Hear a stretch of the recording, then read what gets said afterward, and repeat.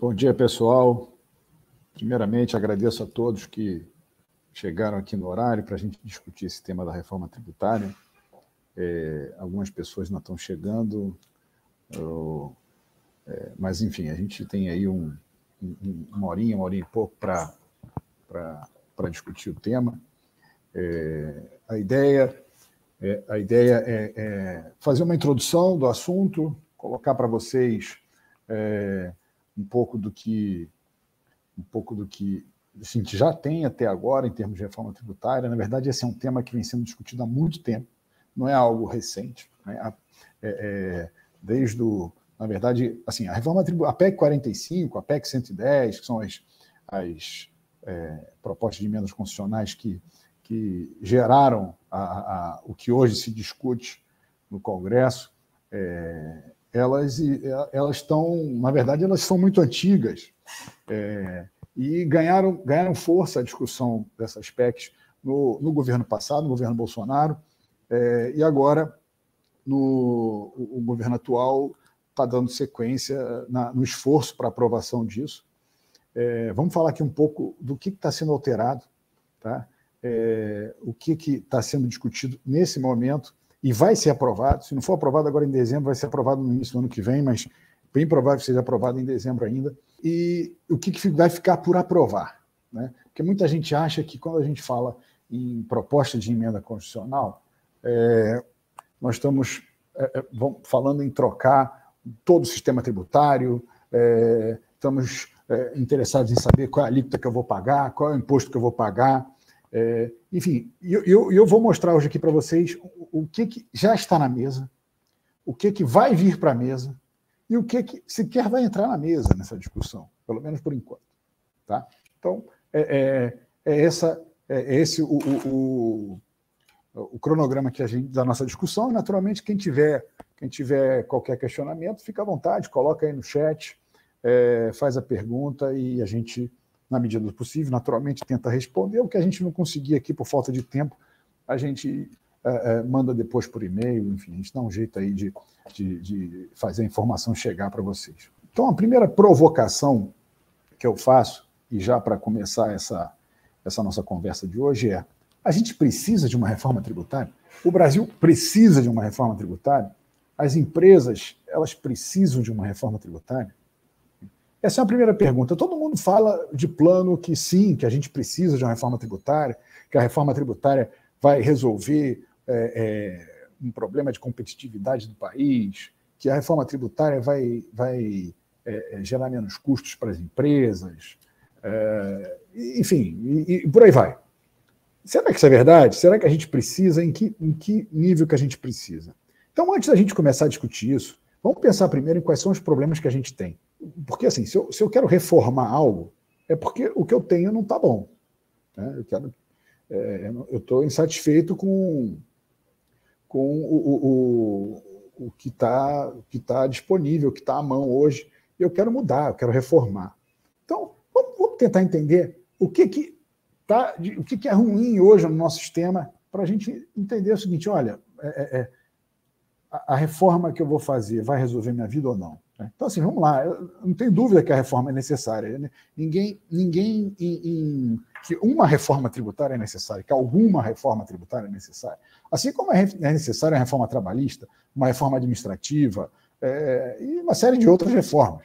Previdenciária, a gente acabou de fazer uma, mas já tem déficit maluco aí contratado para frente. Então, vamos ter que ficar fazendo uma reforma previdenciária a cada 5 anos. Então, assim, quais são os problemas do nosso sistema tributário atual?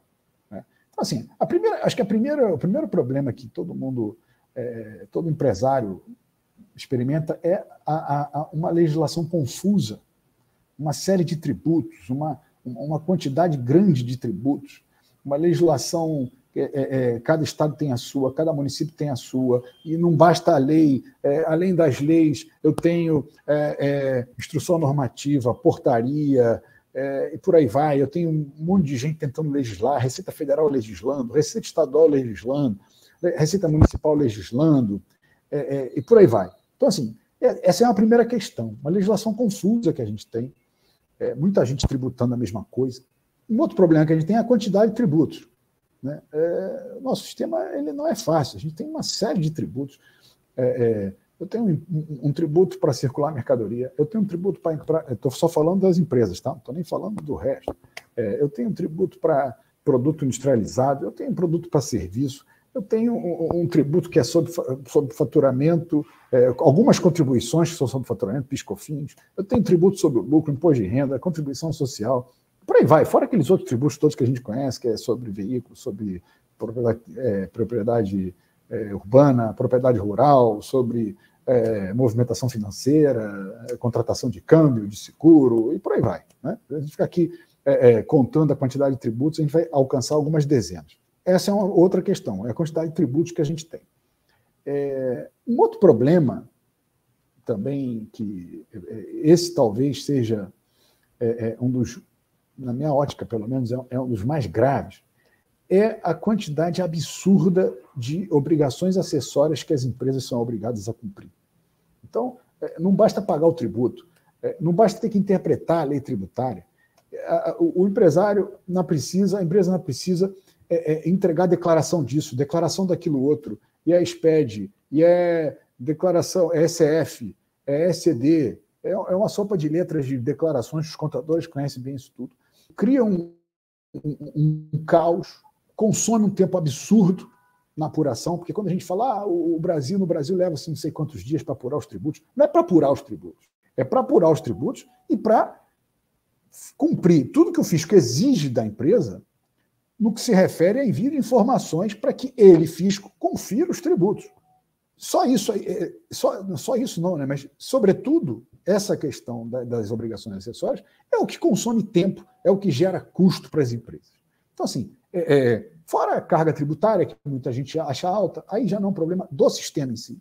A carga tributária, a gente sabe disso, a carga tributária no Brasil é alta porque os gastos são altos. Então, se o Estado gasta muito, precisa de muito dinheiro para pagar. Então, quando a gente fala aí de déficit público e tal, muita gente acha que esse assunto é um assunto chato, um assunto que não faz parte do meu dia a dia. Pior que faz, porque quando você tem um Estado gastador, você precisa arrecadar mais. É a regra do jogo. Né? A gente está vendo aí, nos jornais, a gente vê todos os dias só fazer um exercício aí. Todos os dias a gente vê nos jornais tentativa do governo federal aumentar tributo. Fala em aumentar tributo em vários pontos. Desde tributo acabar com o benefício fiscal de um lado, aumentar a alíquota do outro, criar tributo onde não existia. Por quê? Porque precisa arrecadar porque tem um viés de gasto. Então, como tem que gastar mais, precisa arrecadar. Então, assim, a carga tributária, como eu disse, não é um problema do sistema tributário. É um problema do Estado que a gente escolhe. Né? Mas eu não quero esse Estado. Bom, quer. Né? Essa é o que o brasileiro tem escolhido aí ao longo das décadas. Né? A gente gosta de benefício, gosta de bolsa disso, bolsa daquilo, quer contratar mais gente, a gente quer a saúde universal e gratuita, a gente quer educação gratuita, e tudo gratuito.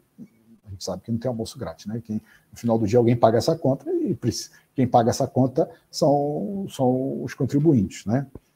Esse eufemismo brasileiro de chamar o pagador de imposto de contribuinte. E aí é a segunda pergunta. A reforma tributária que a gente tem hoje em discussão, ela vai resolver esses problemas todos? Não vou nem, de novo, não vou nem falar de carga tributária, porque a carga tributária não vai. A promessa é que a carga tributária não seja elevada, não aumente, que seja mantida. Eu, particularmente, não acredito nisso. E essa é a promessa da carga tributária como um todo. Alguns setores, como a gente vai ver, vão ter redução de custo tributário e outros vão ter majoração de custo tributário.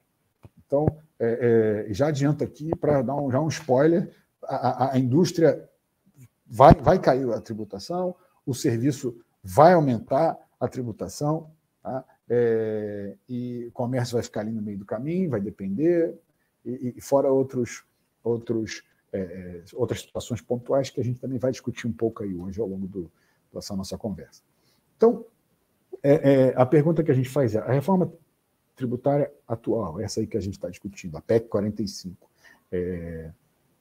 ela resolve esses problemas todos?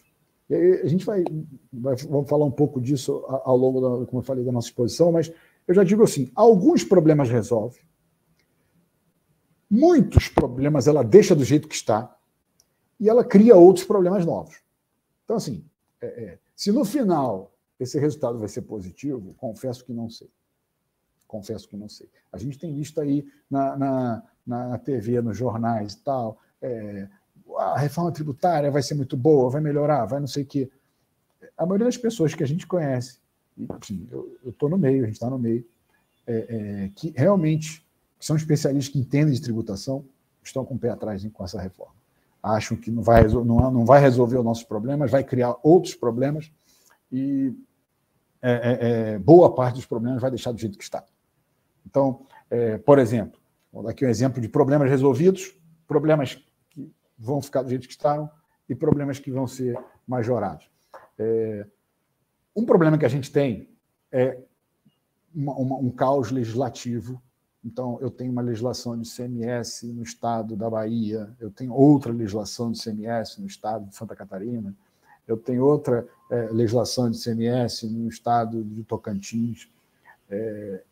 Esse problema tende a ser resolvido, porque a gente vai ter uma legislação unificada, em que se fala de tributos sobre consumo. Então, eu até vou ter alíquotas diferentes, eu vou continuar tendo alíquotas diferentes para cada estado. Tá? Nós vamos falar disso aqui na frente. Mas eu não vou ter legislação diferente para cada estado. Isso é um avanço. Né? Hoje eu tenho uma lei complementar de ICMS, eu tenho a Constituição Federal, que trata da possibilidade de criação de um tributo sobre circulação de mercadorias, por exemplo. Eu tenho uma lei complementar que trata da criação do ICMS, que fala que é Lei Complementar 87. E eu tenho, cada estado, uma legislação própria de ICMS, para tratar o que não está na lei complementar. Óbvio que cada legislação estadual tem que seguir o que está na complementar. Mas várias questões, vários pontos não são de competência exclusiva de lei complementar, então significa dizer que cada estado legisla do seu jeito. Isso, como eu disse, vai ser resolvido. A gente vai ter uma legislação unificada. É algo que eu não precisava de reforma tributária para resolver, é claro. Eu podia muito bem, eu não precisava mudar de tributo, podia manter os tributos e aí fazer uma legislação unificada. Olha, todo mundo tem que obedecer aqui essa legislação federal que a gente vai instituir a partir de agora. Então, isso é algo que vai resolver. Na linha de problemas que não continuam na mesa, por exemplo, obrigações acessórias. Porque as obrigações acessórias vão continuar sendo exigidas pelos entes federativos, a gente vai continuar tendo obrigações, cada estado vai poder estabelecer a súmula, a gente vai continuar tendo aí uma Receita Federal exigindo 500 declarações do contribuinte, pedindo a mesma coisa várias vezes. Né? Então, isso não resolve. E, para resolver isso, sequer precisava de reforma tributária.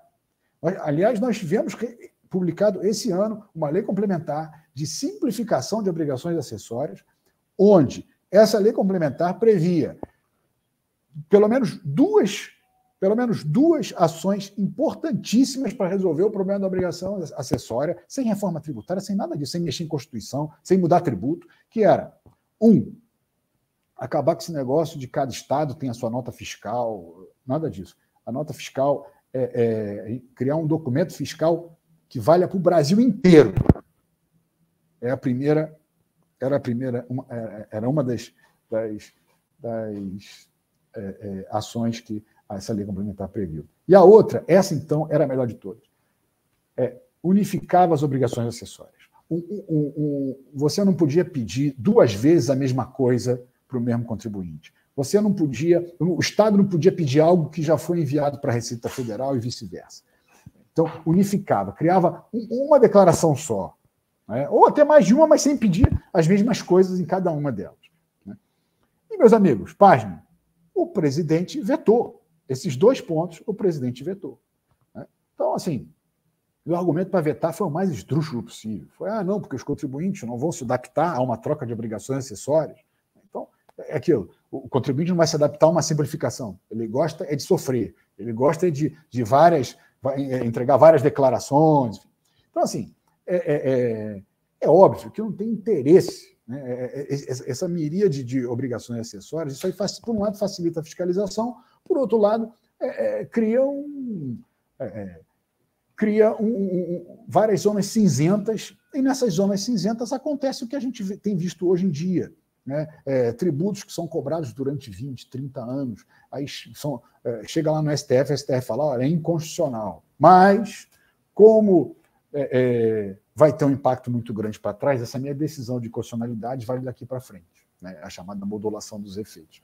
Então, assim, cobrou-se de maneira ilegal durante 20, 30 anos, e na hora que tem que reparar essa cobrança ilegal, não pode. Acerta daqui para frente, mas o que já entrou nos cofres públicos daqui para trás, deixa lá, né? Então, assim, é um pouco isso. Essa zona cinzenta também beneficia, arrecada mais, o fisco arrecada mais com essa zona cinzenta. Claro que quanto mais ferramentas para fiscalização vai arrecadar mais, óbvio, né? Seja porque o contribuinte se expõe mais, seja porque você acaba gerando multas e etc., e pagamentos errados, e que também isso, de alguma maneira, ajuda. E seja porque, como eu falei, cria zonas cinzentas. E as zonas cinzentas, o fisco vai caminhando nelas e arrecadando de muita gente. Então, assim, isso não vai ser resolvido na reforma tributária. E eu tenho... Assim, outra questão que a gente vai ver aqui, quantidade de tributos, vai ficar parecido. A gente veio com a ideia de pegar 5 tributos em um. Olha, eu vou mostrar para vocês que sai 5, entra 5. Bom, e a outra linha é os problemas novos que são criados, né? Então, alguns problemas novos vão ser criados. Eu tenho, por exemplo, quando a gente fala, eu vou extinguir PIS, COFINS, ICMS, IPI, eu tenho um contencioso de PIS, COFINS, ICMS, IPI e ISS de décadas. Um contencioso, discussões sobre diversos aspectos desses tributos de décadas.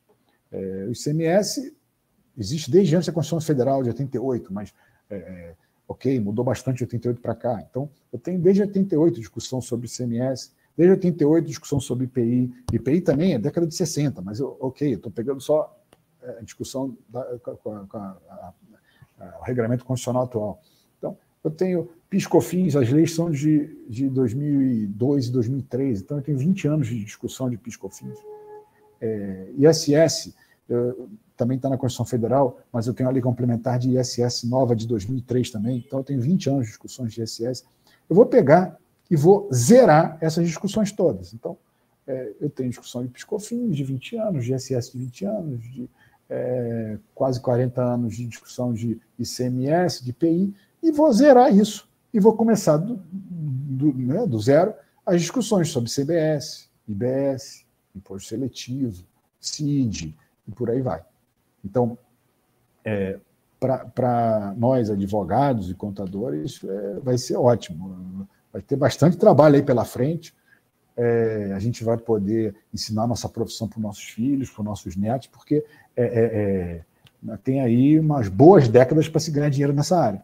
Mas é isso. Assim, a gente vai zerar um contencioso que já bem consolidado sobre alguns aspectos. Então, vamos voltar a discutir qual é o gasto que gera crédito, qual é o gasto que não gera crédito, qual é o tamanho da não cumulatividade da CBS, não cumulatividade do IBS, e por aí vai. Então, a reforma acaba criando novos problemas. Então, como eu falei, resolve alguns, não muda outros e cria novos. Vamos torcer para que esse balanço no final seja positivo. Então, não estou dizendo que necessariamente vai ser algo ruim, mas pode ser que o balanço no final seja positivo. E, além disso, nós temos algumas promessas, né? E aqui, quando a gente vai falar de promessas, eu vou aproveitar a ocasião para esclarecer exatamente o que está sendo reformado e em que nível.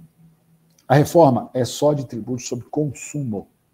Então, não estamos falando aqui de imposto de renda, não estamos falando aqui de contribuição social, não estamos falando aqui de PVA, de TR, de TCMD, de IOF, nada disso. A gente está falando aqui de imposto sobre consumo, ou seja, ICMS, ISS, IPI, PIS e COFINS. São esses 5 tributos. É só isso. Tá. Isso é um ponto. Outra questão é o seguinte: nós estamos aqui discutindo a alteração da Constituição Federal. A Constituição Federal, ela prevê a criação do tributo, mas ela não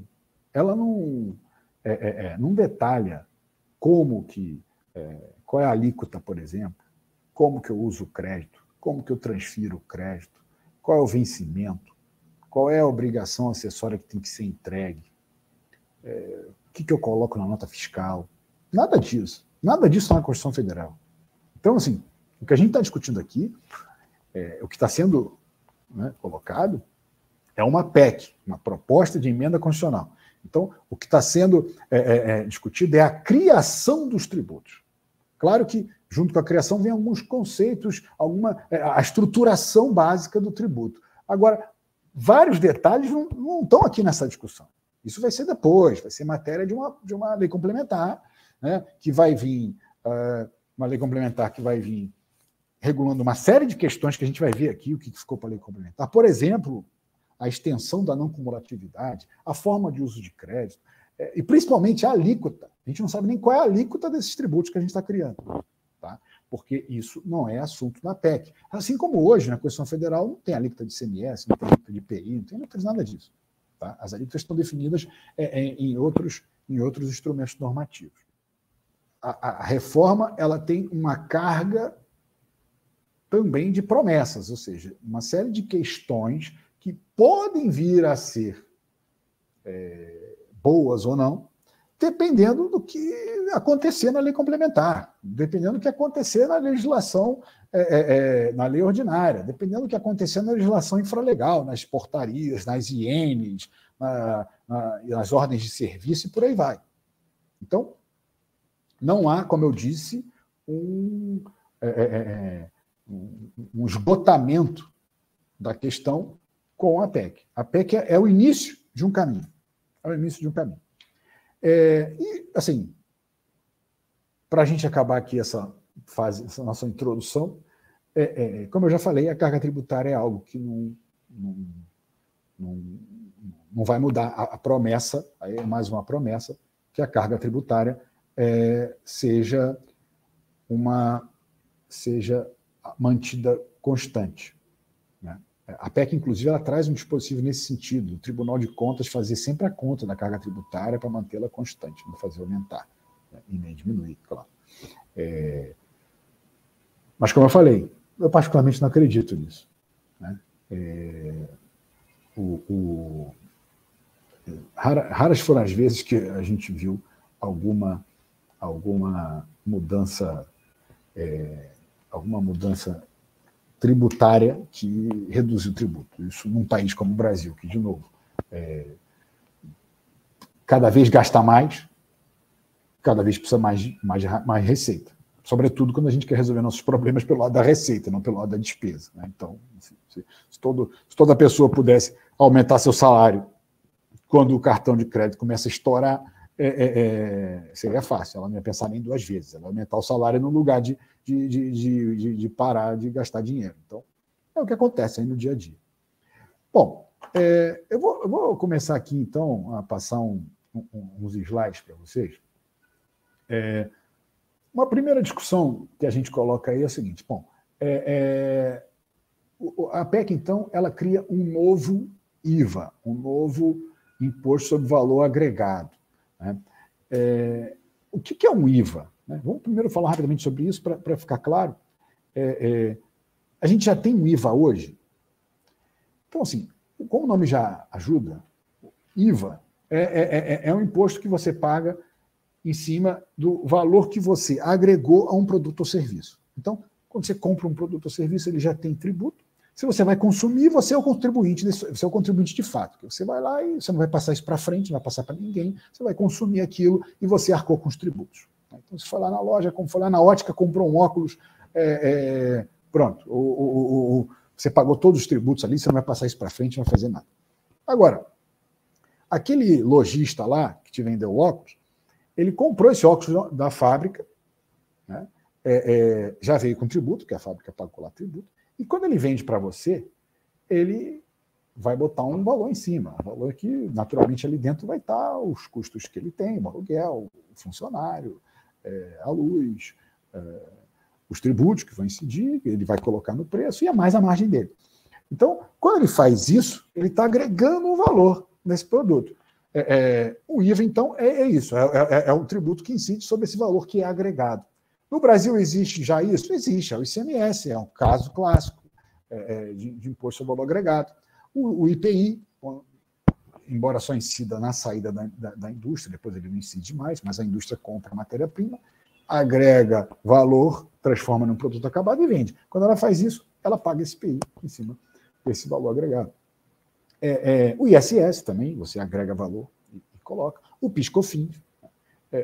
O problema hoje que a gente tem é porque as regras de não cumulatividade, porque quando você fala imposto sobre valor agregado, significa dizer o seguinte, olha, se ele é sobre valor agregado, você tem que descontar na etapa atual o que já foi pago até aqui. Porque senão não é mais sobre valor agregado, é imposto em cascata. Você está pagando várias vezes a mesma coisa a cada etapa. Né? E hoje a gente tem um problema muito sério com a não cumulatividade. Nem tudo dá crédito, sobretudo quando a gente fala em PIS/COFINS. Né? ICMS também, ISS então nem se fala. ISS você não pode abater, ISS não tem débito e crédito. ISS é aquela alíquota cada vez que você presta um serviço. O ICMS você tem um débito e crédito, mas não é tudo que dá crédito. Então, o ICMS da energia elétrica do meu escritório eu não posso usar aquele crédito na saída do meu produto industrializado. Por que não? Porque a legislação restringe, é um absurdo, mas restringe. Né? Porque não está relacionado à tua atividade fim, ao teu produto. Espera aí, mas meu pessoal está lá no escritório assistindo streaming, assistindo série em streaming, ou estão trabalhando para que no final do dia o produto saia lá na ponta. Né?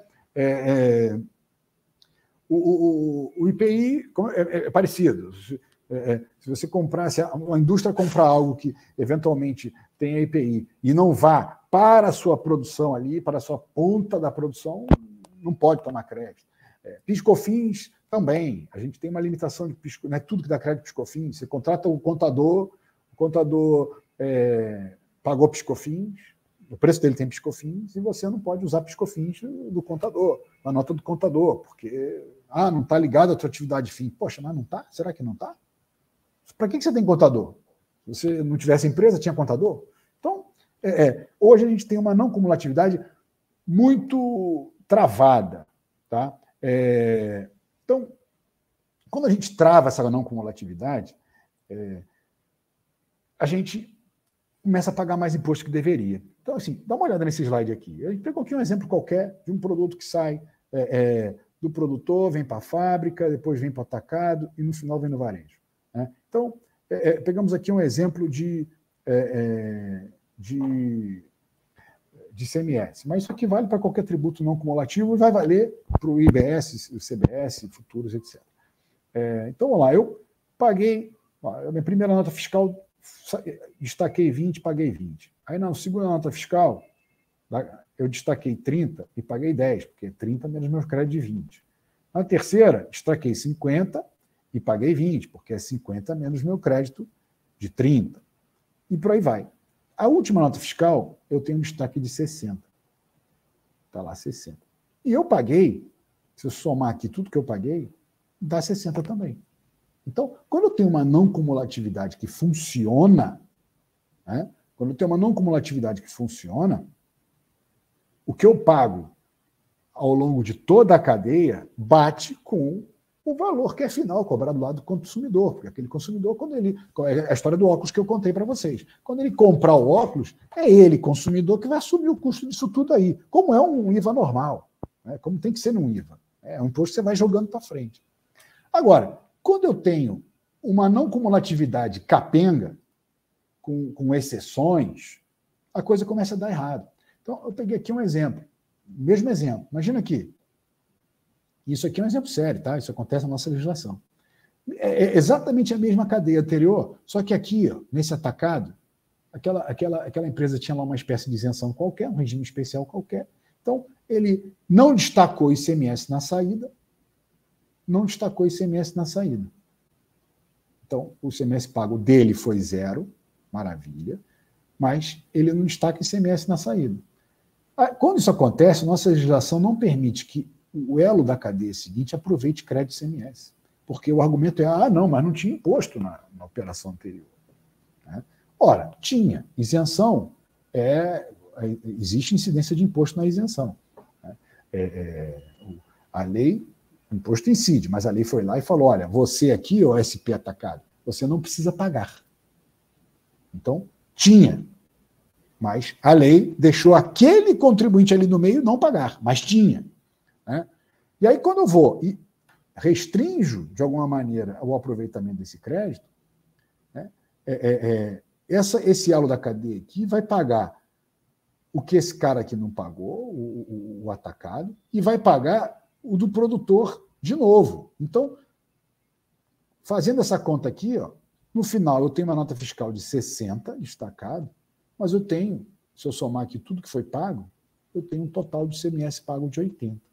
Ou seja, eu paguei mais tributo ao longo da cadeia, porque no meio da cadeia me impediram de compensar alguma coisa, ou seja, criaram uma restrição qualquer de não cumulatividade no meio da cadeia, e aí pronto, eu fui lá na frente e paguei. Esse exemplo aqui, meus amigos, vale para tudo, tá? Vale para ISS, vale para... ISS é na cabeça, como eu falei, ISS não tem a não cumulatividade. Então, se um advogado vai prestar um serviço e subcontrata um outro advogado para fazer uma parte do serviço dele, esse subcontratado vai emitir uma nota para esse advogado, que é o principal da contratação, vai ter ISS ali, e quando esse advogado que contratou o outro emitir a nota fiscal para o cliente dele, ele não vai poder abater ISS daquela nota do subcontratado. Então, assim, vamos ter vários tributos sendo pagos várias vezes em cascata.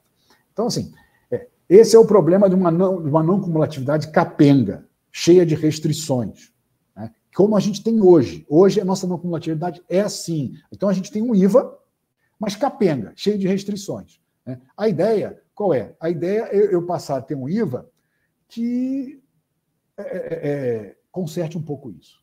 Né? Esse é um dos objetivos da reforma. E se for bem sucedida nisso, vai ser um ponto bom, vai ser uma externalidade boa. Então, hoje, a gente tem, como eu já expliquei aqui, eu tenho o ICMS, o ISS, o IPI, o PIS/COFINS. Esse é o nosso sistema atual.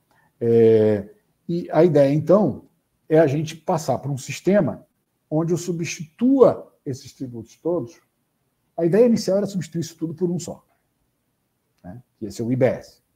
Aí depois quebraram o IBS em dois. Não, vai ter o IBS propriamente dito, que é substituir ICMS e ISS, e depois eu vou ter o CBS, que substitui PIS/COFINS.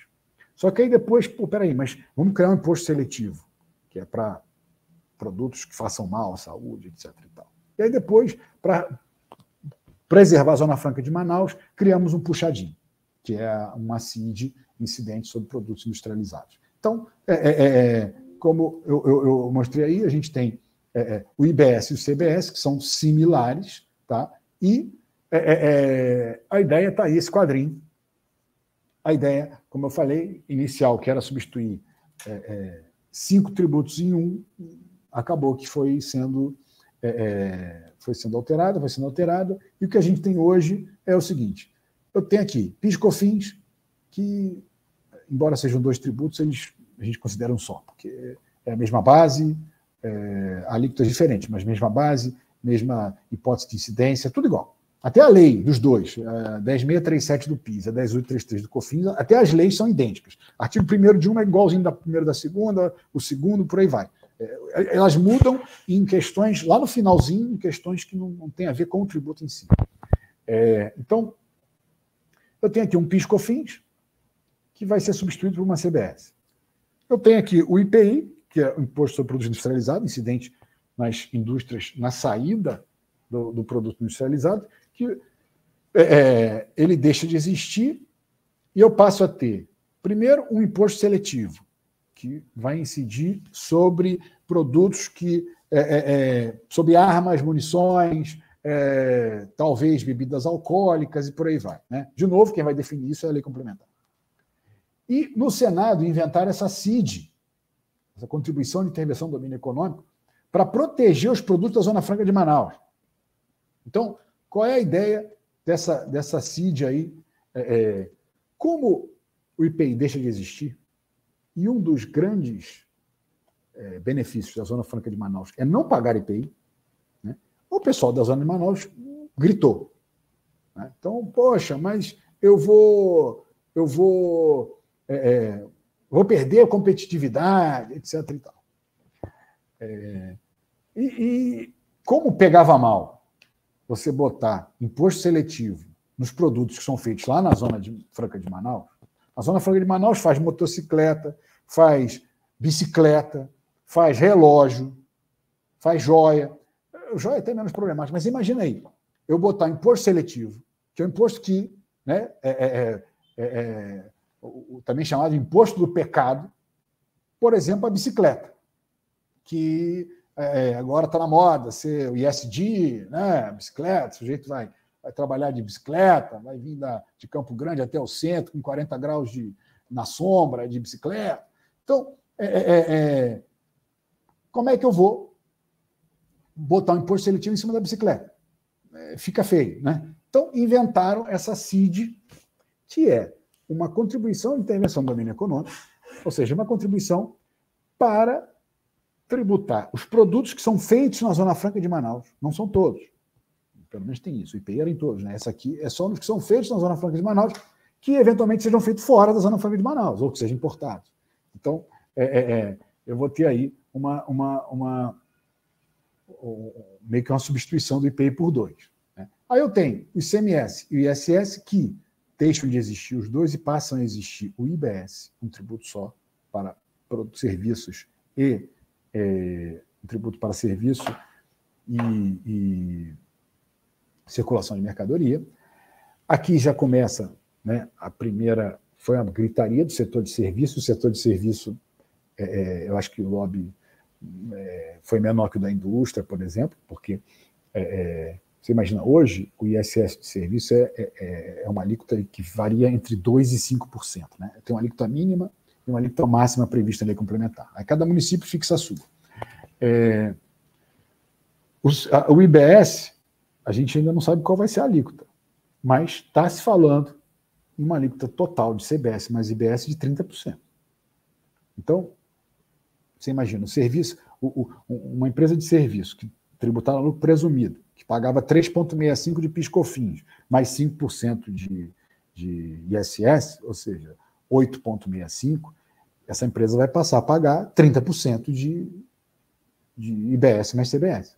É uma baita de uma majoração. Ah, mas agora, aí vem lá a turma que defende, diz que não, né?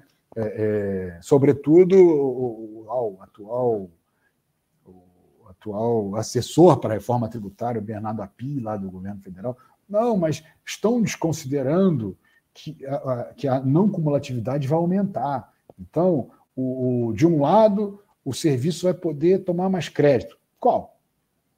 O serviço, em geral, o grosso de crédito de serviço é aluguel e gente. Gente não vai dar crédito. E também estão desconsiderando que o serviço vai dar mais crédito. Então, como ele vai dar mais crédito, ele vai poder aumentar o tributo que o cliente dele vai pagar, porque o cliente dele vai tomar o crédito. Será que vai mesmo? Né? Aí vem aquelas discussões, né? Qual o serviço que a gente está falando? O cabeleireiro? O sujeito que vai lá cortar o cabelo ou vai fazer a barba, não precisa de crédito para nada, é contribuinte final. A escola? Por aí vai. Né? Os serviços para as empresas pode até ser que dê mais crédito, dependendo do caso. E também isso a gente não sabe, porque a não cumulatividade, a regulamentação da não cumulatividade vai vir em lei complementar, que, como eu falei, não está aqui. Então, assim, os serviços tendem a perder aí. O setor de serviço vai ser prejudicado nesse sentido, não tenha dúvida. E, por fim, a gente tem lá, hoje já existem uns fundos que complementam o valor de ICMS para empresas que têm benefício fiscal. Então, aqui no Rio, por exemplo, tem FOT, antigamente era o FEF, agora é FOT, são cobranças de majoração do ICMS cobrado para empresas que têm benefícios fiscais, tendo como base a diferença entre o valor que a empresa paga e o valor que a empresa deveria pagar se não tivesse o benefício. E aí a PEC vem e isso aqui, ó, e esses fundos estavam sendo discutidos. Recentemente, mês passado, o STF decidiu que esses fundos eram constitucionais. Tá? Apesar de, contrariando sua própria jurisprudência, o STF entendeu que esses fundos eram constitucionais. Isso agora, mês passado. E a reforma vem resolver isso, colocando isso aí como uma contribuição. Ou seja, já está na Constituição, já está ali a previsão, então não tem mais discussão sobre a constitucionalidade dessa cobrança. Então, assim, o que nós estamos vendo aqui, se você fizer a conta, né, nós temos lá, considerando que PIS e COFINS é uma coisa só, então tem 1, 2, 3, 4, 5 de um lado e 1, 2, 3, 4, 5 do outro. Mudou vamos mudar para deixar como está alguma coisa. Então, assim, mudou para alguma coisa ficar como está. Eu falei aqui no início, né, que a gente tinha uma parte que já estava na mesa e tinha uma parte que eram promessas. Então, a gente já tem aqui algumas questões, como eu já até adiantei no início, né, que já são realidade, ou seja, já estão na PEC, que o tributo não incidir sobre a própria base. Então, essa é uma briga, aquela briga de exclusão do CMS da base PIS/COFINS, calcular o tributo por dentro. A regra agora passa a ser, todo o tributo vai ser calculado por fora. Né? Isso simplifica a apuração também. Então, se meu preço é 100 e a alíquota do CBS é 30, então é 100 mais 30% dá 130. Não é mais, não, um número tal que ele, vezes 30%, diminuído de 30%, chegue no 100. Eu tenho que calcular por dentro. Né? Aí não é mais 130. Aí vai para 130 e pouco. Tem que dividir lá por 0,7. Então, o tributo não incide sobre a própria base, está na PEC. A legislação é unificada. Eu tenho uma base de incidência ampla. Né? Isso significa dizer o quê? Hoje, nós temos algumas atividades que não pagam nem ICMS, nem ISS. Locação de bens móveis é um exemplo.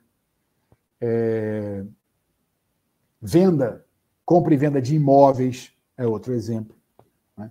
Então, são atividades onde, não são muitas, mas há algumas atividades que têm um peso importante. Né? Locação de bens móveis é uma atividade bastante relevante. Compra e venda de imóveis, idem. Né? São atividades que não são tributadas nem pelo ISS, nem pelo ICMS hoje. E, na PEC, elas vão passar a ser tributadas. Por quê? Porque a PEC ela prevê uma base de incidência ampla. Ela não fala mais em comércio e serviço. Tá? Vamos pegar o exemplo da tributação, o ISS sobre locação de bens móveis. Essa é uma discussão antiga, e o STF decidiu lá atrás que não incidia ISS sobre bens móveis, porque ele não tinha, na locação você não teria uma obrigação de fazer, que é algo intrínseco ao serviço. Né? Esse conceito de obrigação de fazer, depois ele até acabou sendo flexibilizado recentemente pelo STF, mas era uma linha de que, olha, eu não tenho uma obrigação de fazer de um lado e, por outro lado, também não tem mercadoria circulando. Então, ficava num limbo que não era tributado, nem pelo ISS, nem pelo ICMS. A PEC vem falando em cessão de direitos. Né? Ela amplia essa base. Então, essa discussão deixa de existir, se é serviço, se é venda, o que é, não importa. Tem um valor agregado, tem uma seção qualquer ali que vai ser tributado. Então, isso tudo é uma realidade. E no campo da promessa, né, como eu falei, eu tenho essa não cumulatividade ampla, que a gente falou dela aqui algumas vezes. Né? Maravilha, se ela funcionar vai ser muito bom. Agora, isso tudo vai ser definido em lei complementar. Né? Então, assim, isso é algo, pode ser bom, mas a gente tem que pagar para ver. Tem que passar primeiro essa PEC para depois vir uma lei complementar. E no campo das incertezas, aí o que eu mais tenho são incertezas. Qual vai ser a alíquota? Qual vai ser a carga tributária? Como é que vai ser a regra de usar crédito? Como é que vai ser a obrigação acessória? Enfim, tudo que a gente falou aqui no início da nossa conversa é um campo grande de incertezas. Por quê? Porque não está sendo definido aqui na PEC. Vai ser definido na lei complementar, vai ser depois definido nas leis ordinárias de cada estado, nas instruções normativas das fazendas estaduais e federais e por aí vai. Né? Essa turma que gosta de legislar. Uma questão importante aí, a PEC prevê o fim de incentivos fiscais. Então, ou está previsto ali, já um regime diferenciado, ou acabou esse negócio de cada estado ficar botando seu incentivo fiscal. Né? Então, é a previsão do fim da guerra fiscal. De novo, eu acho que é algo que tende a ser benéfico se bem usado. Né? O problema é que hoje a gente tem incentivo fiscal no Brasil, é uma necessidade, porque se todo mundo paga igual, ok, eu não preciso de incentivo fiscal. Agora, se um paga diferente, aí já eu começo a ter que dar incentivo para todo mundo, porque senão eu tenho um desequilíbrio concorrencial patrocinado pelo próprio Estado. Então, isso não pode acontecer. É o que a gente tem hoje. Né? Mas a promessa aqui, né, a previsão da PEC é a inexistência de benefícios fiscais. No que se refere às alíquotas, né, vamos falar um pouquinho das alíquotas. Embora eu tenha uma legislação única para todo o território nacional, cada estado vai ter uma alíquota própria do IBS. Tá? Então, cada estado vai ter uma alíquota própria de IBS. Então, assim, como eu falei, eu tenho o CBS, que é federal, esse ok, para todo mundo, fora os casos que a gente vai ver aqui, de regimes especiais e tal. E eu tenho uma alíquota do IBS para cada estado. Só que eu tenho uma mudança aqui na PEC, que é o seguinte: a tributação do ICMS hoje, né, a tributação do ICMS hoje, ela obedece, quando eu tenho uma operação interestadual, eu pago uma alíquota interestadual que vai para o meu estado de origem. E eu tenho, se for para consumidor, é que eu tenho um diferencial de alíquota, que esse diferencial vai para o estado de destino. Mas, regra geral, numa operação B2B aí, empresa vendendo para a empresa, eu não me preocupo com a alíquota do estado de destino. Eu me preocupo com a alíquota interestadual e pago para o meu estado de origem.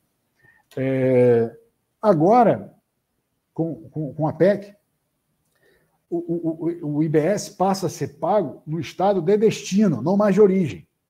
Então, se você vai vender, se você está na Bahia, vai vender alguma coisa para o Pará, você tem que saber qual é a alíquota do Pará, porque você vai pagar o IBS lá para o Pará, não vai pagar para a Bahia. Tá? Então, e a alíquota final do IBS vai ser a soma das alíquotas e mais. E cada município também vai ter a sua alíquota. Então, tem uma alíquota para estado, uma alíquota para município. E a alíquota do IBS vai ser a soma de um com o outro. Né? Poxa, mas continua então a confusão, né? Vou ter que saber qual é a alíquota do município de origem, qual é a alíquota do estado de origem, porque o IBS ele tem ISS e CMS, né? Então a ideia é dividir ali um pouco para cada ente federativo. E sim, você vai precisar saber a alíquota do estado de destino. Tá? Por isso que eu falo, alguns problemas não estão 100% resolvidos. E mais, não sei nem como é que vai ser isso também, vai vir lei complementar. Como é que o estado de destino vai fiscalizar uma empresa que está no outro estado? Assim, eu tenho palpite. Vamos começar a ter obrigações acessórias para resolver esse problema, ou seja, vão vir novas obrigações acessórias para resolver esse tipo de problema. Né? Talvez barreiras fiscais, enfim. Confesso que eu tenho muito receio disso aí piorar essa parte da discussão. Como eu falei, já tinha adiantado para vocês aqui, a lei prevê que a não cumulatividade, né, terá como objetivo o princípio da neutralidade, ou seja, não criar desigualdade, porém, vai ter exceções, excetuados as aquisições exclusivamente consideradas de uso e consumo pessoal, nos termos da lei complementar. É aquela história do diabo que mora no detalhe, né? Meu amigo, é nos termos da lei complementar. Como que vai ser isso? Tudo que a gente está discutindo lá fora, né? Lá atrás, eu mostrei aquele slidezinho para vocês, falei, olha, se tiver aqui, no meio do caminho, uma restriçãozinha da não cumulatividade, acabou. Eu estou pagando mais imposto lá na frente. Né? Aquele argumento, não, o serviço agora vai pagar mais IBS, mas vai ter uma não cumulatividade ampla. Para vir uma lei complementar e dizer que, de novo, vou usar esse mesmo serviço, que o serviço de contabilidade é para uso e consumo da empresa e não permitir a compensação, isso é fácil. Isso é para ontem. Porque, de novo, restrição significa mais arrecadação. Né? E os estados estão quebrados, a União está quebrada e não para de gastar. Então, vamos precisar de mais resultados, mais arrecadação, para engordar o porquinho. Então, meus amigos, vocês acham mesmo que a gente vai ter aí uma não cumulatividade sem restrições, sem pegadinhas, sem cascas de banana? É algo que não é fácil de crer, mas, enfim, isso não está sendo resolvido, não está sendo definido agora. É lei complementar. Então, de um lado é promessa, do outro lado é incerteza. Em relação às alíquotas, vou anotar aqui mais algumas questões em relação às alíquotas. A própria PEC ela prevê reduções de alíquotas para alguns tipos de serviço. Tá? E essas reduções elas podem ser até de 60% da alíquota padrão, ou seja, se a alíquota for 30%, uma redução de 60% significa dizer que a alíquota efetiva vai ser 12% para aquele segmento específico. E quem é que vai ter a alíquota reduzida segundo a lei? Segundo a PEC, né, a emenda constitucional. Então, o serviço de educação foi uma previsão de redução, serviço de transporte coletivo, produtos agropecuários, insumos agropecuários, serviços de saúde, dispositivos médicos, medicamentos relacionados à saúde menstrual, e produtos relacionados à saúde menstrual, alimentos destinados ao consumo humano e produtos de higiene pessoal. Continua a previsão de redução de 100% para produtos hortícolas, frutas, ovos. Hoje já não pagam ICMS nem PIS/COFINS, hortifruti granjeiro. E vai ser criada uma cesta básica nacional também, como hoje também já tem. Né? A gente já tem uma cesta básica hoje. Então vai ser criada uma cesta básica nacional com previsão de quais alimentos que vão ter a alíquota zero. Né? Essa questão da cesta básica foi algo que se discutiu muito se teria ou não isso. O argumento é que, poxa, na cesta básica vai ter...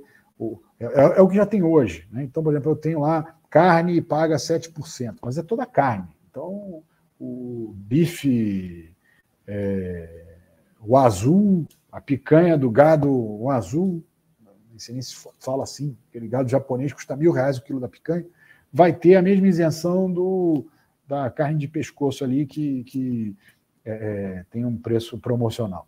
Então, essa foi uma discussão em relação à cesta básica. Vai ter uma cesta básica nacional, a gente não sabe o que vem daí. Também, de novo, a lei complementar, isso vem para frente. Tá? Eu tenho mais algumas alíquotas reduzidas e que explicam algum apoio que a reforma tributária tem tido na mídia. Então, eu tenho uma redução de 60% para produções artísticas, culturais, jornalísticas, audiovisuais e atividades esportivas. Tem lá bens e serviços relacionados à segurança nacional, reabilitação de urbanas.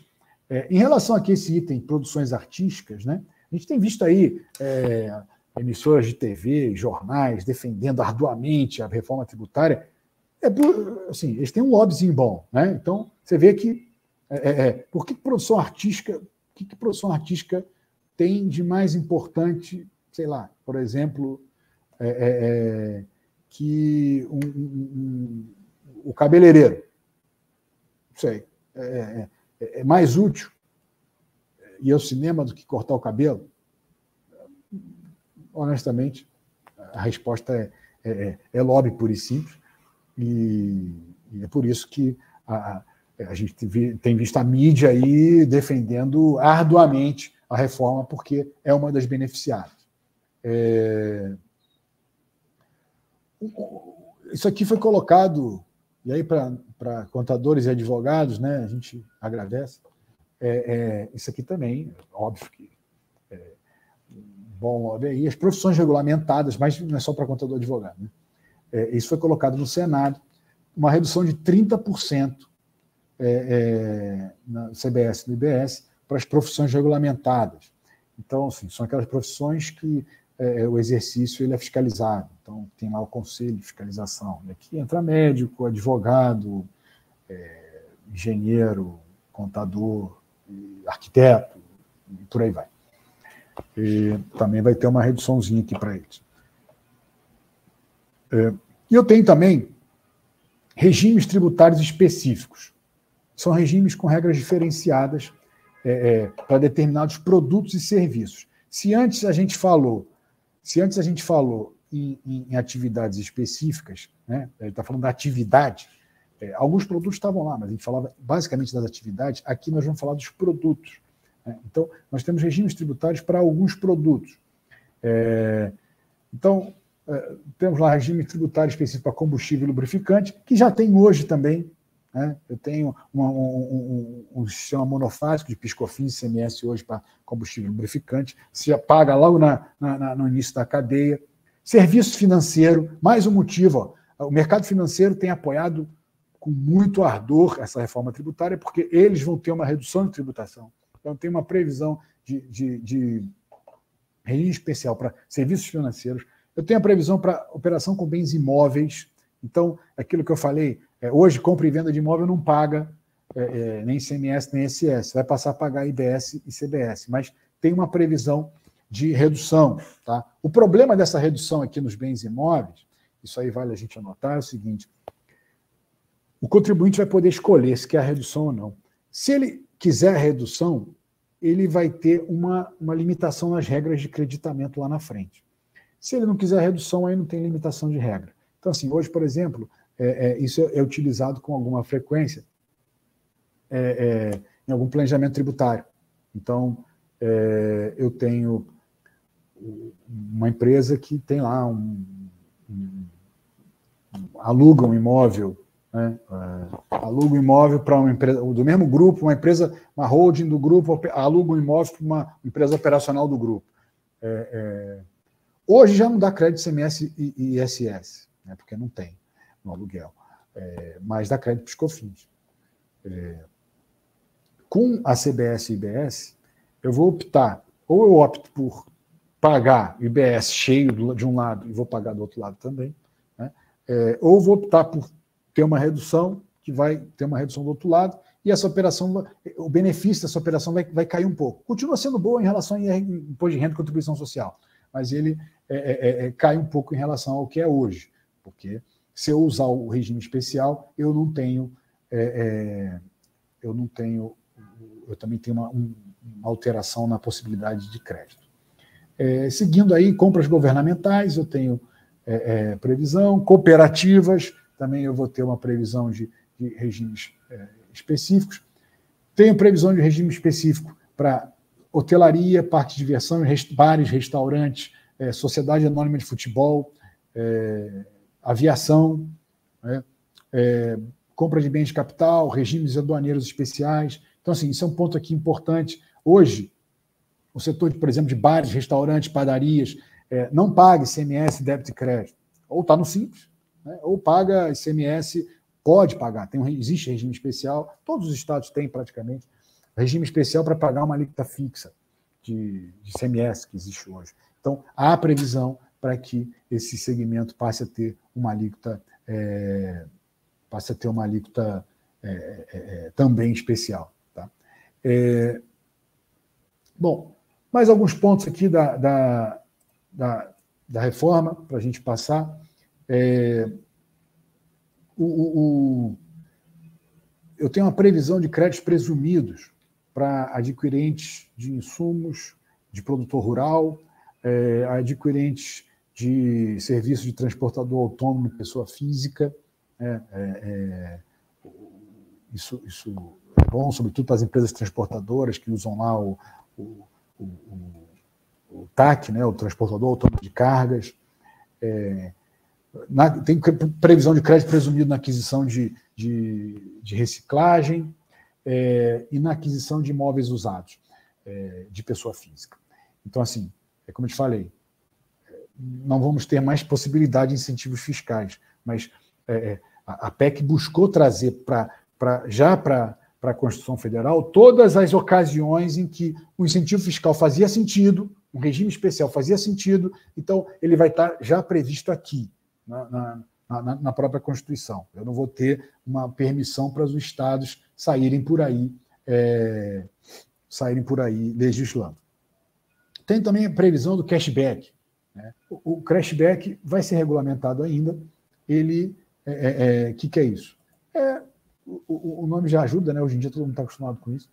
É uma previsão de devolução de um pedaço. Lembra daquela discussão lá da picanha do milionário, que hoje paga um ICMS reduzido, igual ao da carne de pescoço? A ideia é corrigir um pouco isso. Né? Você não isentar tudo, vai ter lá uma cesta básica, mas a ideia é que seja restrita, e você vai ter outros produtos que não necessariamente precisam ficar restritos à cesta básica, mas você vai ter outros produtos que as pessoas com menor poder aquisitivo vão poder buscar ressarcimento dos tributos que elas pagaram sobre aquele imposto. Acho que é uma medida bem positiva. Quanto menor a renda, maior é o espaço na renda que se gasta com consumo, óbvio. Né? O sujeito que ganha pouco tende a consumir tudo. Né? Quem ganha mais e consegue guardar dinheiro, ele consome um pedaço da renda dele. Então, proporcionalmente, o que ele paga de imposto acaba sendo menor do que o que aquele que consome a renda toda paga. Então, o objetivo é esse. Como vai funcionar? Quem vai definir a lei complementar. Então, vamos ver como é que isso funciona, se funciona. A crítica que vai aí é a seguinte, né? Tá bom, muito bonito. Agora, será que a birosca de uma comunidade vai emitir nota para alguém ir atrás de um cashback? Né? É isso. Para ter cashback, você tem que pedir nota de tudo. Alguns estados e municípios até já tem um pouco isso. Né? Lá em aqui, a gente, quem está em São Paulo conhece bem, né? Todo mundo te pergunta se quer CPF na nota. Para que isso? Porque depois você usa isso para algum. Né? Alguns municípios têm, na prestação de serviço, abatimento de IPTU, você vai todas as notinhas de serviço que você tem, e aí você pega um cashbackzinho do ISS abaixo do IPTU. Então, a gente tem isso hoje. A gente já tem algumas iniciativas. E será que vai funcionar de maneira ampla? Não sei. Né? O sujeito que vende... o tamanho da informalidade que a gente tem, o sujeito que vende a mercadoria informal, naturalmente, não emite nota. Então, se não emite nota, não tem cashback. Eu tenho regimes tributários favorecidos, que ficam mantidos, na verdade. Né? A Zona Franca de Manaus continua e o Simples Nacional continua. Em relação ao Simples Nacional, especificamente, a ideia é que continue do jeito que está. A PEC, o único momento que ela fala em Simples Nacional é no parágrafo 2º e 3º do artigo 146. Qual é a ideia do Simples Nacional? Olha, ele fica do jeito que está. Porém, sempre tem um porém, a empresa do Simples Nacional não vai dar crédito cheio de tributos, de IBS e CBS. Tá? Hoje isso já acontece com ICMS. Então, uma empresa do Simples Nacional não dá crédito ICMS. Ou melhor, ela dá crédito ICMS, mas ela dá o crédito ICMS relativo ao percentual destinado ao ICMS na alíquota do Simples que aquela empresa paga. Então, isso aí dá uns 3%, por aí. Então, uma empresa do Simples Nacional dá um créditozinho pequeno. Então, mas PIS/COFINS, uma empresa do Simples Nacional dá crédito cheio. Então, se a empresa é tributada no lucro real, paga lá a alíquota de PIS/COFINS de 9,25%. Se comprou algo de uma empresa do Simples Nacional, aquela nota da empresa do Simples Nacional vai dar crédito de PIS/COFINS cheio para essa empresa de lucro real, ela vai usar a alíquota de 9,25% naquele crédito PIS/COFINS. Na PEC, não vai acontecer mais assim. O PIS/COFINS, que seria a CBS, né, só vai dar crédito no valor pago pela empresa do Simples Nacional. Ou seja, vamos ver quanto que de CBS vai ter ali dentro daquela alíquota do Simples Nacional, e é esse valorzinho que vai dar crédito. Em relação ao IBS, mesma coisa. E tem uma possibilidade da empresa do Simples abdicar disso, pagar CBS e IBS por fora do Simples para poder dar crédito cheio. Tá? É algo que só vai valer a pena para as empresas que eventualmente têm uma folha muito grande, de maneira que vale a pena ficar no Simples por conta da folha, né? Enfim, a gente vai ter que fazer conta, vai depender também da alíquota do IBS, CBS, mas tende a não ser muito vantajoso, como já não é hoje vantajoso pagar ICMS e ISS por fora do Simples Nacional, quando a empresa ultrapassa o sublimite de 3.600.000 anos. Né? Se a empresa passar de 3.600.000 até bater 4.800, ela pode ficar no Simples. Mas o ICMS e o ISS ela vai pagar fora do Simples. Hoje, isso já não vale a pena. Quando isso acontece, a gente faz a conta e vê, olha, é melhor ir para o lucro presumido ou para o lucro real. Então, a tendência é que não vale a pena também. Então, o que a gente está tendo aí é o seguinte, olha, o Simples não muda, mas vai reduzir a possibilidade de dar crédito. E a gente sabe o que isso significa. Né? Se reduz a possibilidade de dar crédito, teu cliente vai chegar para você e falar, olha só, reduz teu preço aí, porque eu estou tendo menos crédito. Né? É óbvio, isso já acontece hoje com o ICMS.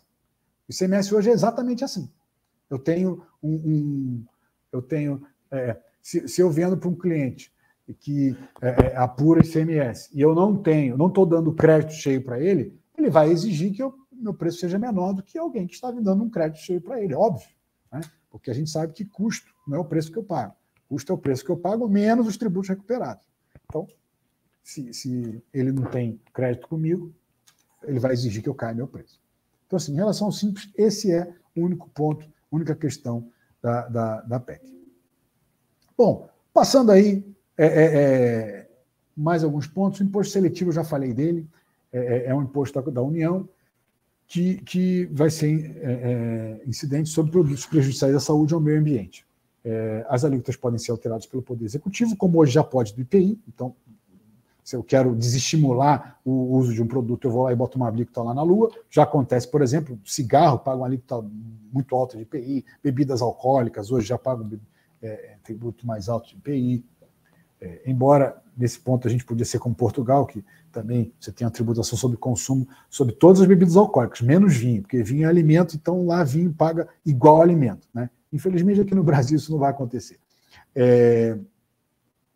Então, o imposto seletivo é isso, vai ser definido ainda quais são os produtos, é o Poder Executivo quem define.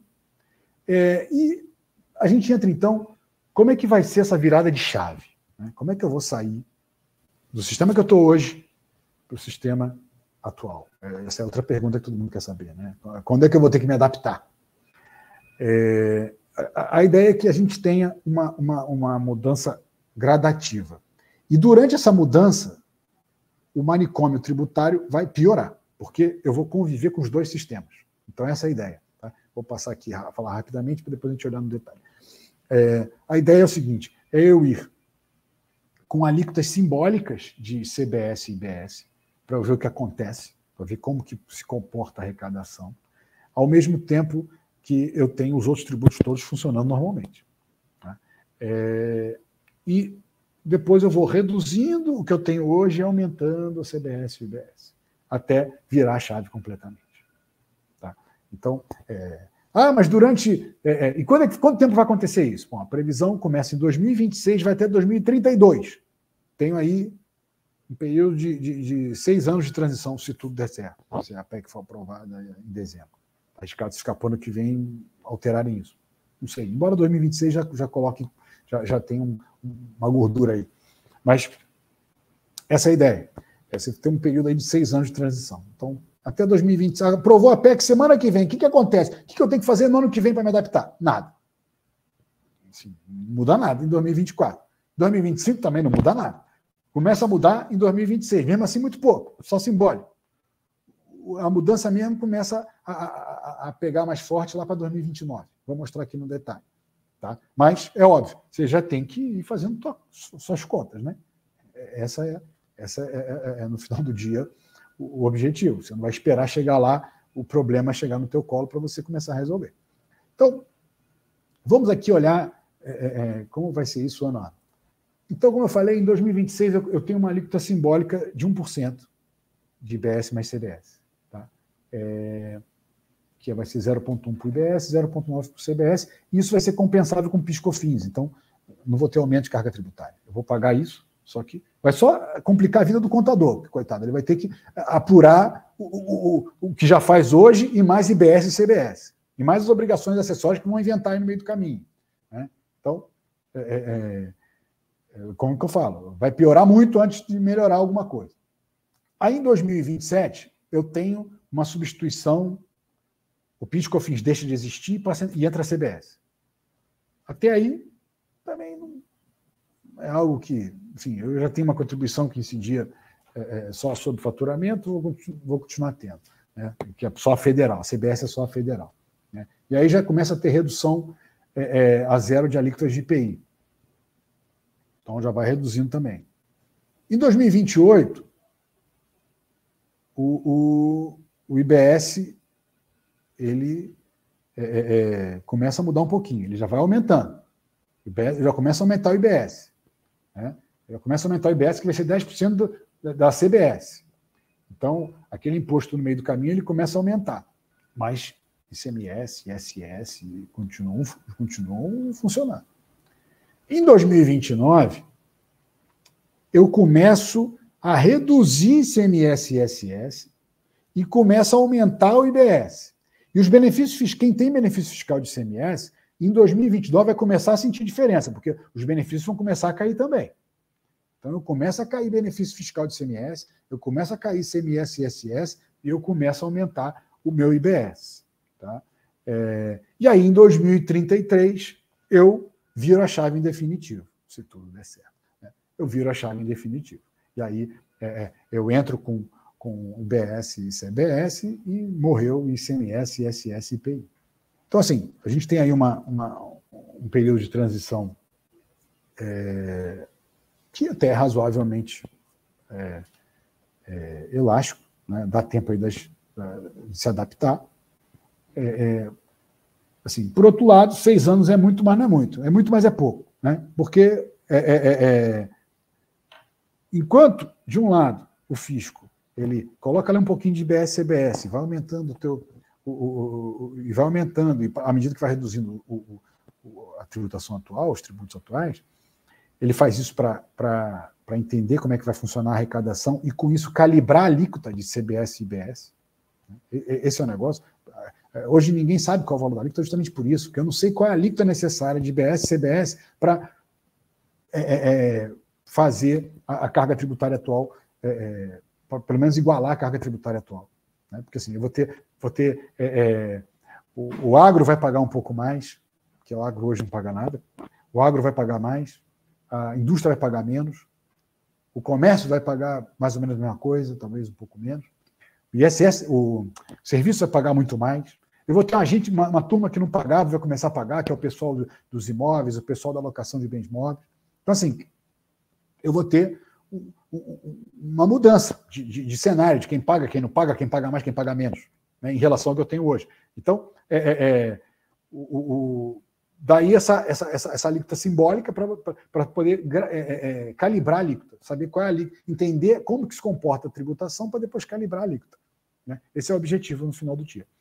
Só que, meus amigos, a gente também tem que calibrar as nossas expectativas, calibrar nossos planejamentos, porque a gente também não sabe. Quer dizer, a gente conhece bem o nosso negócio, mas eu não sei qual vai ser a regra de não cumulatividade.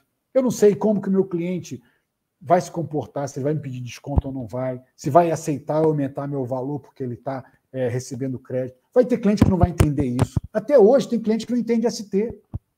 Até hoje. Você dá o teu produto para ele e já ST já está paga, ele olha e não, está mais caro que o outro cara que está me vendendo aqui do lado. Só que um tem ST, o outro não tem. Então, como é que faz? Ou então, o ICMS interestadual, até hoje tem gente que não entendeu. Né? Até hoje tem gente que compara, olha, não, peraí, estou comprando aqui dentro de São Paulo, está mais caro do que o que está vindo do Nordeste. Peraí, mas você olhou que você está tendo menos crédito ICMS nesse que está vindo do Nordeste, que está vindo com a alíquota interestadual e tal? Ah, não, agora estou tendo que pagar um diferencial de alíquota que eu não esperava. Até hoje tem isso. Então, você imagina com essa mudança de toda a estrutura. Teu cliente não vai entender nada, você não vai entender nada, teu cliente não vai entender nada. No início é assim, ninguém vai entender nada. Então, você vai olhar como se comporta o teu faturamento, como se comporta o teu cliente, como se comporta o teu fornecedor. O fornecedor está arriscado a mudar preço. Então, assim, quando a gente olha 6 anos para isso, enfim, não sei se vai ser um tempo razoável. Eu imagino que sim, mas tem que correr na frente, não tem que esperar chegar 2027, 2026 para começar a pensar no negócio. Né? Essa é a mensagem. E fora a tributação do consumo, que a gente falou até aqui, a PEC, claro, traz outras maldades. Né? Então, a gente tem outras maldades aqui que a PEC vem para tratar, meio para tapar alguns buracos de legislação até hoje. Então, a gente tem uma discussão aí muito grande de taxa de iluminação pública, a taxa inconstitucional, porque taxa tem que ter uma contrapartida, aí não tem uma contrapartida clara. A PEC vai lá e resolve, olha, cria uma contribuição municipal de iluminação pública. Não precisa mais ficar se discutindo contrapartidas. Eu tenho hoje uma outra lacuna legislativa, que é o imposto de transmissão, causa-morte e doação, quando o doador ou donatário ou os bens estão no exterior. Hoje não tem lei complementar que trate disso, então não se tributa. Essa foi uma briga que o STF resolveu há pouco tempo. E aí a PEC vem resolvendo. E PVA de embarcações e aeronaves. Também a PEC vem tratando que passa a incidir PVA para embarcações e aeronaves. IPTU atualizado pelo Poder Executivo. Hoje tem uma discussão muito grande. Para você aumentar IPTU, porque os imóveis estão desvalorizados, a tabela da prefeitura está desvalorizada, então cobra IPTU baixinho. Para a prefeitura mudar aquilo, precisa de uma lei da Câmara dos Vereadores. A PEC vem mudando isso. Olha, o Executivo pode atualizar. Olha que loucura. O IPTU vai subir. E a PEC também prevê o seguinte, que o Executivo tem que enviar para o Parlamento a reforma do imposto de renda em até 180 dias. Ou seja, essa é a maldade morna. Aí vai vir mais imposto. Aí vai vir a cobrança de dividendos. Vamos ver se vai vir também uma atualização de tabela progressiva automaticamente. Enfim, é difícil. Geralmente a cobrança vem com mais presteza do que os benefícios. Bom, meus amigos, agradeço a atenção até aqui. Sei que o tema tributação já é espinhoso, o tema sempre. Né? Quando a gente fala aqui de tributos que existem, que estão aí há 40 anos, ainda assim gera sempre muitas dúvidas, muitas confusões. Imagina tributos que nem começaram ainda a serem aplicados. Né? Mas a ideia foi dar um panorama, naturalmente que cada atividade tem a sua especificidade, não dá para a gente ter uma ideia agora de tudo como é que vai ser, né? Eu não consigo falar aqui de todos os segmentos, a gente falou de alguns, então assim, a gente fica aberto aí para questionamentos, quem tiver. Já vi algumas perguntas aqui. Uma pergunta aqui, gostaria de saber sobre montar holding patrimonial devido à complexidade, provavelmente fica para próximo ano ou bem provável. Não tem nenhuma relação. Essa tributação aqui, a princípio, não necessariamente tem uma relação direta com holdings, não. Tá? A tributação de imposto de renda e tal pode ter algum reflexo. Mas aqui vai ter, não são todos. Enfim, vai depender de cada caso. Mas A princípio, não sugiro ninguém parar seus planos por conta da PEC. Pelo contrário, você tem que botar a PEC no teu plano, não parar o plano por causa da PEC. Qual o impacto do cashback? Como eu falei aqui, né? Não sei, vai depender da lei complementar, que vai definir quem pode, com qual renda, qual produto, quanto que vai ter o cashback, aí é que a gente vai conseguir avaliar. Sem a lei complementar, por enquanto a gente está no campo ainda das incertezas / promessas. Com a mudança de governo até 2026, tudo pode mudar? Olha, essa é uma boa pergunta. Eu acho que isso vai ser aprovado nesse governo atual. Então, acho que isso já não vai ter tanto impacto. Por outro lado, assim, a PEC já estava aí antes desse governo atual. Agora, esse governo atual é um governo que, desde o início, falou que ia gastar, que ia aumentar gasto público. E quem gasta mais precisa arrecadar mais. Não é à toa que o governo atual não passa um dia sequer sem buscar aumento de tributo. Então, a gente tem... Você mudar regime tributário debaixo de um governo que é gastador e que precisa arrecadar, claro que é sempre um risco. Né? Sempre um risco. Então, a tributação de dividendos, por exemplo, de lucros, que foi uma proposta... A gente tem uma proposta que foi enviada pelo governo anterior, que previa tributar lucro e dividendo, mas reduzir a alíquota da empresa. Agora a gente vai ter uma nova proposta com a PEC, uma nova proposta com o governo atual. Causa receio, né? Porque o governo atual quer arrecadar. Então, será que o governo atual vai propor a mesma alíquota de tributação ou vai propor uma alíquota maior? Será que o governo atual vai propor uma redução? A gente tem um congresso para fazer um anteparo aí nisso.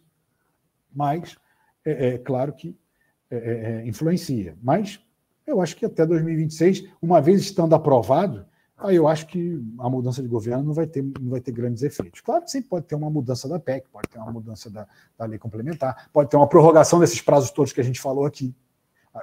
No Brasil, somos campeões em prorrogar prazos de novidades. Então, ver a LGPD, era de 2018, começou a entrar em vigor em 2020 e as multas só entraram em vigor em 2021 ou 2022.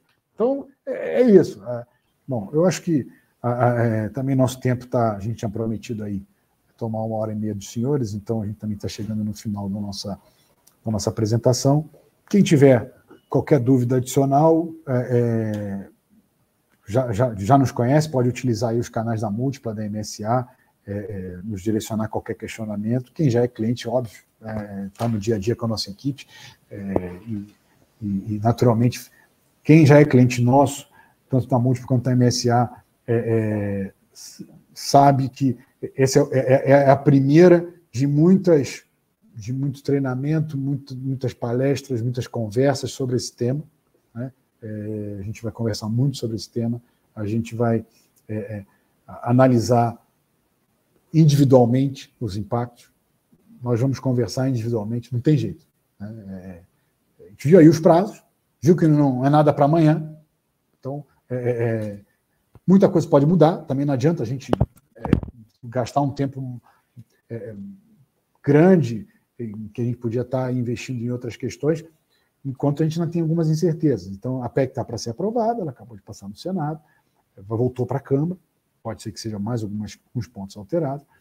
Depois nós vamos ter uma lei complementar. Então, assim, nós temos uma longa estrada pela frente juntos ainda para fazer isso tudo funcionar. Então, meus amigos, mais uma vez, muito obrigado. Ficamos aí à disposição de todos e um grande abraço.